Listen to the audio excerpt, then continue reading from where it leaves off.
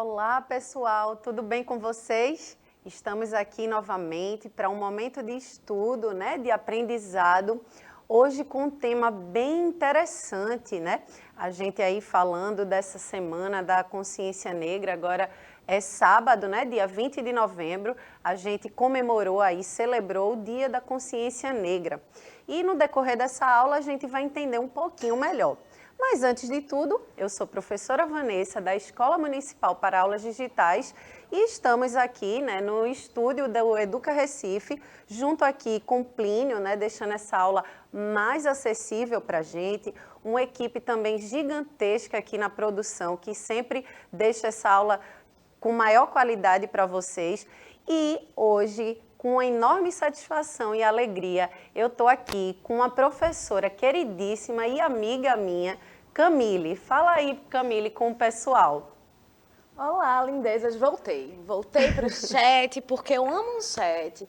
E a aula dessa professora linda, linda, linda, que eu tenho certeza que vocês adoram. Então já sabem a dinâmica.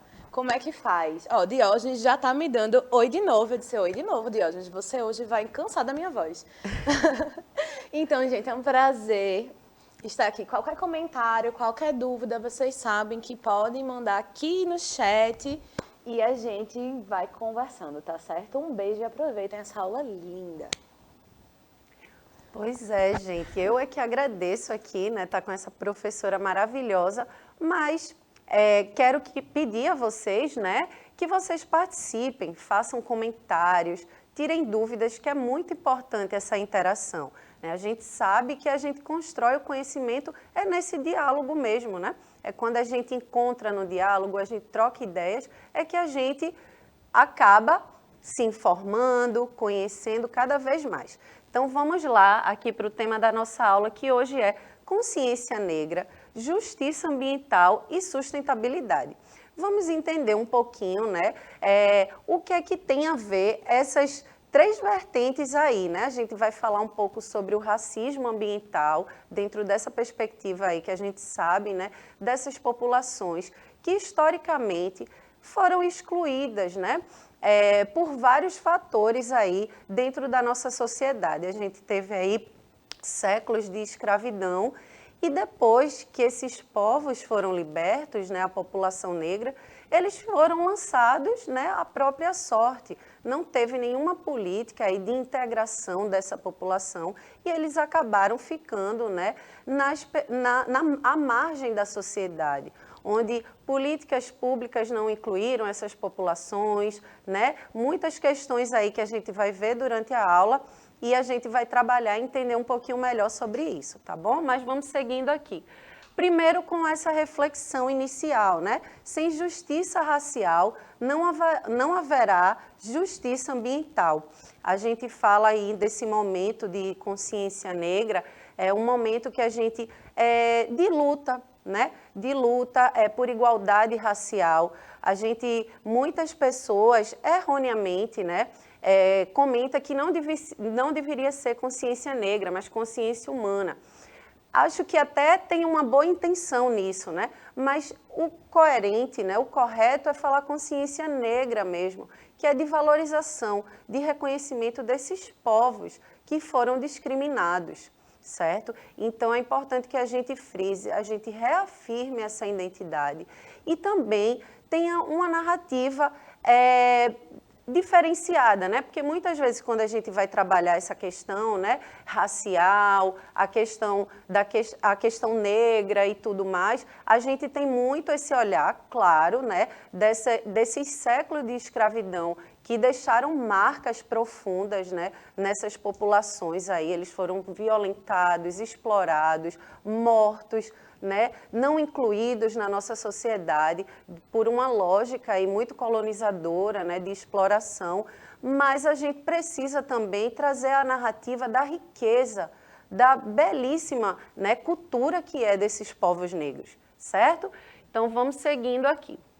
Os problemas ambientais não são democráticos, A gente fala até aí nessa questão do mito da democracia racial e a gente sabe que não são democráticos, Que a gente sabe o privilégio da pessoa branca, que em detrimento desses povos negros.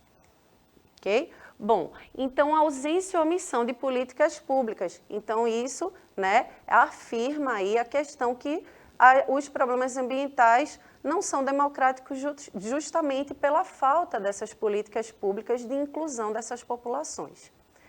Vamos lá. A justiça ambiental, assim como a democracia racial, fazem parte de uma visão ampliada da sustentabilidade. Aqui na aula de sustentabilidade, né, gente, a gente sempre trabalha a questão do desenvolvimento sustentável, para a gente conseguir, de fato, uma sociedade próspera, né? Uma sociedade ambientalmente saudável, onde a gente possa trabalhar questões sociais, questões ambientais, né? E questões também econômicas, a gente precisa olhar de uma forma equilibrada. Então, quando a gente pensa sustentabilidade, a gente está pensando nessas vertentes, né? Isso, a gente sempre frisa isso porque é importante. Porque muitas vezes a gente relaciona sustentabilidade só à questão da natureza. É importante que a gente preserve a natureza, mas também preserve o ser humano que precisa dela, né, que está dentro dela, que faz parte, né, disso tudo. Então, só assim a gente vai conseguir realmente um desenvolvimento de qualidade, né, onde a gente possa realmente ter melhores condições de vida e incluir também populações que são excluídas de todo o processo.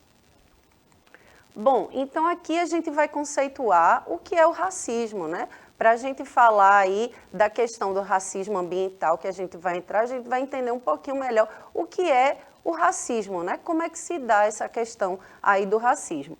É um sistema de opressão que nega a oportunidade a grupos por conta da sua cor de pele. Então aí a questão do racismo está dentro dessa perspectiva. Ô, professora Camille, você quer colocar, pontuar alguma questão aí sobre essa perspectiva do racismo, trazer algum dado, alguma informação? Oi, professora Vanessa. Então, não é legal, né? Muito importante, muito interessante que a gente reflita sobre como o racismo ele ainda é tão presente na nossa sociedade e como ele atravessa todas as nossas relações. Tem uma autora que eu realmente gosto muito, Octavia Butler, que ela diz que todas as relações são relações de poder. E eu acho que isso se torna muito claro quando a gente observa que corpos ocupam determinados espaços. Se a gente, pensando em representatividade política, por exemplo, a maioria dos nossos políticos são pessoas brancas. A maioria dos intelectuais, a maioria das pessoas que exercem poder na sociedade são corpos brancos. Então, são corpos que passeiam nessa hierarquia. E, por outro lado, quando a gente vai observar outros espaços, como, por exemplo, a questão carcerária, a maioria da população carcerária é de pessoas negras. A maioria da população brasileira se declara como negra. E, ainda assim, há uma porcentagem muito pequena de representantes negros na política, em espaços como, por exemplo, a Academia Brasileira de Letras, que até hoje não possui nenhuma autora negra, embora com Conceição Evaristo, uma das mais potentes autoras contemporâneas, teórica literária, teórica feminista, ela existe, ela tentou por 2 vezes uma campanha, mas não foi aceita na Academia Brasileira de Letras.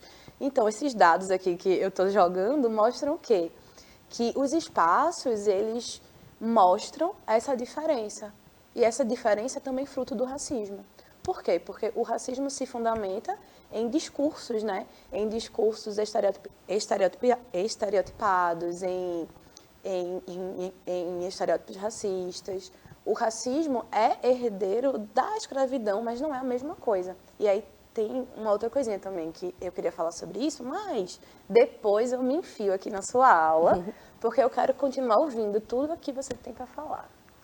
Pois é interessante trazer isso e falar, por exemplo, que quando você não está dentro daquele eixo, né, como um grupo onde se estuda, onde tem categorias científicas, né, pesquisas científicas que tenha seu nome, né, que você esteja existindo ali, também vai ter dificuldades para a gente ter políticas públicas com essas populações. E isso é o caso, né, das populações negras e também indígenas, né, que a gente vai ver mais à frente aqui na aula, tá bom? Então, vamos lá, né? Existe uma forma de racismo que também abrange questões territoriais. É o racismo ambiental, causador de injustiças cometidas contra grupos vulneráveis, certo? Esse racismo ambiental aí é uma nova modalidade também do racismo, que não só quando a gente fala, né, que muitas dessas populações eles não têm alguns direitos, né, foram negados, né, um processo aí, uma política de negação dessas populações, mas também a gente está falando, gente, que é importante a gente colocar como eixo principal aí do racismo ambiental, a questão do meio ambiente e do espaço que essas pessoas ocupam, né? Espaço territorial mesmo. E falando dessa população negra, boa parte dela está na periferia. Então é importante a gente sempre dar esse recado aqui, que as políticas públicas, né, o Estado e toda a sociedade, né, como um todo, precisa dialogar com esses territórios, né? Precisa ser dialogado com as periferias, com as favelas. Por quê? Porque se você só tem um olhar, né, para aqueles bairros, por exemplo, de elites, os centros, eles só vão ser eles que vão ter voz, né? As questões vão ficar voltadas só para aquele grupo. E as periferias acabam sendo as mais afetadas e sendo elas compostas por mais grupos, né? Por mais negros, né? Por essa população negra. Então, aí, frisando, né, que o racismo ambiental é causador também de injustiças cometidas contra esses grupos vulneráveis. Bom, essas violações, né, de direitos desse espaço, por exemplo, moradia, a questão de acesso à água, a questão do saneamento básico, né, o desemprego, tudo isso afeta a essas populações. Então, essas violações de direitos ocorrem tanto no campo, né, falando aí mais especificamente das populações indígenas, quanto também no meio urbano, certo? Então, as periferias brasileiras são um exemplo notável de como o racismo ambiental se desenrola. E como, né? Vamos entender aqui melhor. As injustiças ambientais aí, né? Vamos citar algumas dos quais esses grupos ficam aí mais impactados, né? Mais afetados. Favelas com alto risco de deslizamentos de terra. A gente já falou sobre isso, né, lá numa aula anterior, sobre problemas ambientais urbanos, né, as periferias sendo a maior atingida, né, nessa questão do deslizamento de terras. Os lixões também, né, que muitas vezes ficam nessas áreas mais periféricas, também impactam nessas comunidades.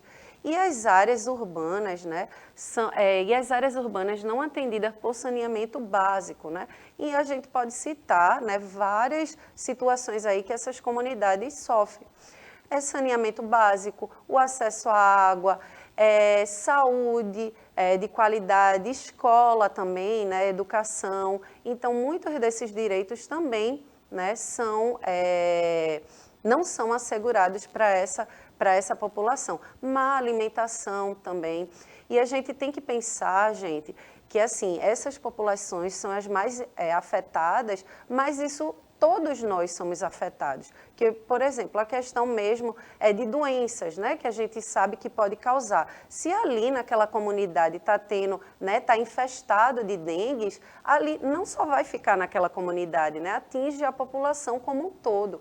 Então, por isso que é importante a gente pensar, e esse momento é importante, né, a gente estar refletindo e trazendo essa temática de estar falando sobre consciência negra e tudo, que também não é para ficar só nesse momento, né, não é só uma data, isso é uma consciência diária, né, cotidiana. A gente precisa abraçar, né, essa luta, essa causa, né, e reconhecer essas populações, combater, né, o racismo e lutar junto dessas pessoas que realmente são afetadas por falta de direitos e de políticas públicas de modo geral. Você quer colocar alguma coisa, professora? Tem alguma dúvida aí?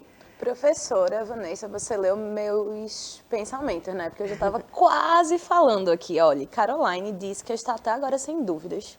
Sem dúvida. E eu acho que ela está certa porque a aula está muito bem explicadinha.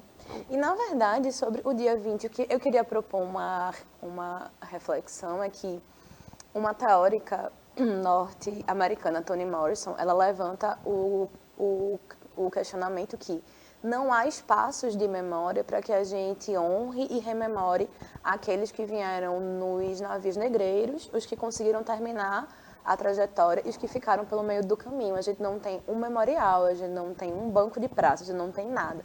Nenhum espaço que a gente possa rememorar, que a gente possa preservar essa memória, né? Honrar todo o sofrimento daqueles que por 300 anos foram subjugados de maneira violenta, sequer e também os seus herdeiros, né?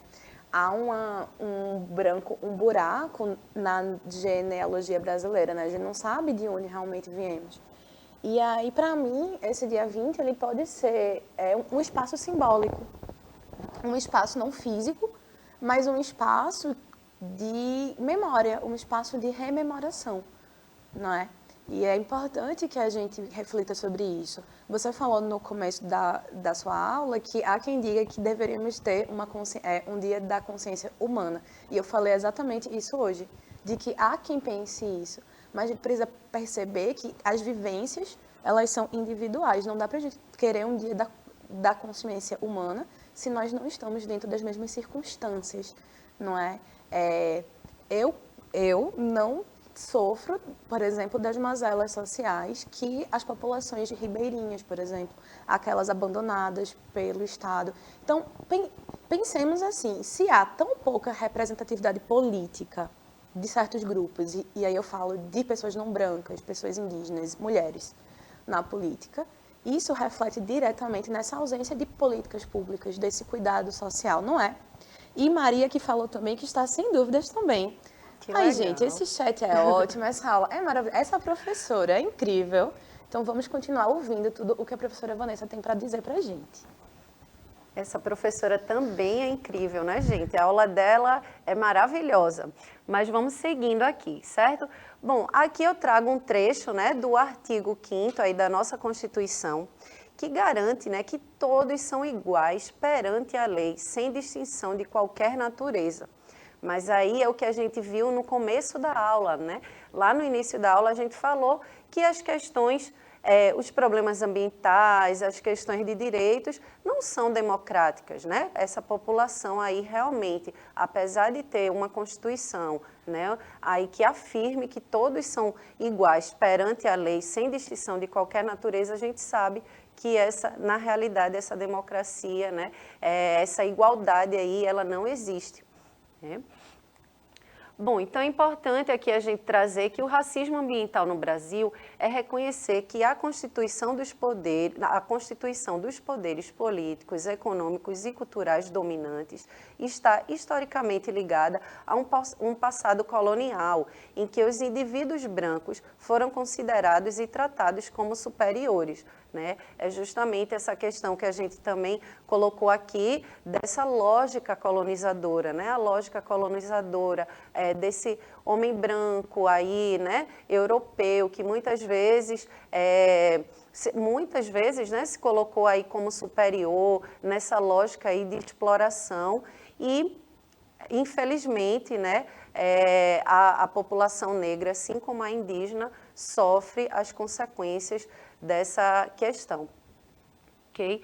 E uma questão interessante aqui, que o meio ambiente, né, gente, é um fator determinante para a gente ter boas condições de vida. É importante que a gente esteja integrado com a natureza, que a natureza seja preservada, porque é essencial para a nossa saúde, né, para nosso sustento. A gente sempre fala dessa questão, né, do esgotamento aí dos nossos recursos naturais. E é importante que a gente preserve e é um fator determinante.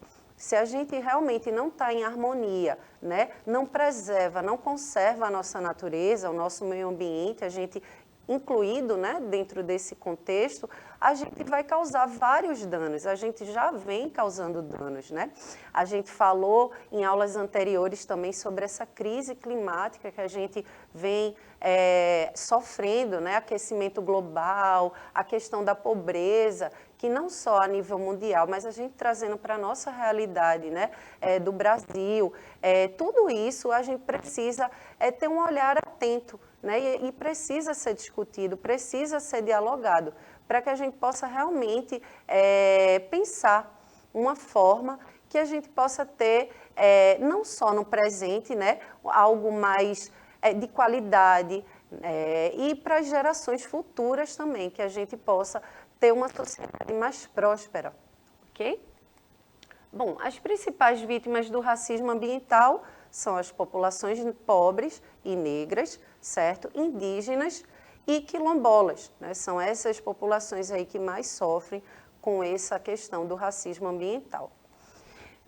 Aqui, olha, os povos menos favorecidos socioeconomicamente estão sobrecarregados dos danos ambientais impostos em seus respectivos territórios, certo?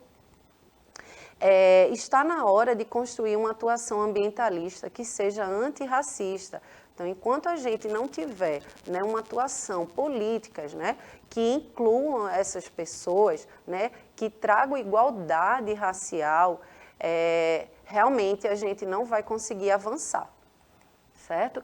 Então, aqui eu vou trazer, rapidamente, né, falar aqui alguns movimentos antirracistas no Brasil, né, que existiram, que desde lá de 1500, que vem, né, tentando aí desconstruir essa visão toda aí do racismo, dessa desigualdade aí que já constitui há muito tempo, né, dentro do nosso território aqui brasileiro. O movimento negro, né, o movimento indígena, são movimentos que lutam aí por essa questão antirracista, certo? Alguns eventos antirracismo no Brasil, né?